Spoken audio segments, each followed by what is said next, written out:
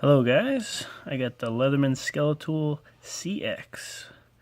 Okay, your minimalistic Leatherman tool. Has pliers, bits here, which are removable, and it keeps an extra one in the body. And there you go, that's pretty good. And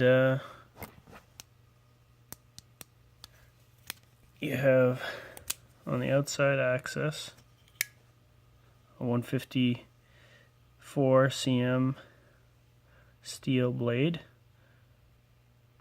which kind of a sheep's foot tip, and it's slightly contoured for your hand. It actually feels pretty good. I actually like this blade, and yeah, I really like this this multi-tool.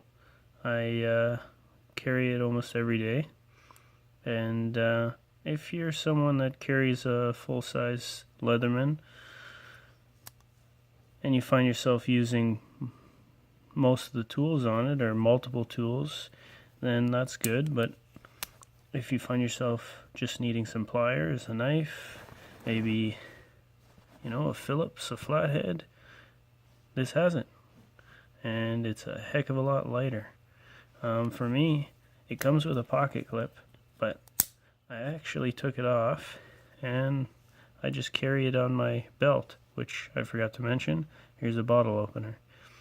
So this is the CX, which is got the carbon fiber inlay piece right here. You know, it's not really big enough to make it any lighter, but it's definitely nice to look at. And then you have your diamond coating, which is really tough because I've had this for a few years and there's not much wear on it to show of.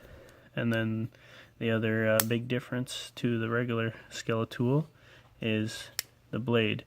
The regular Skeletool is half serrated, which I prefer non-serrated, and you have a tougher steel.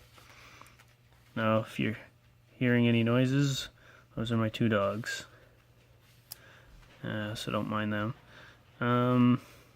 But yeah, I would definitely recommend this.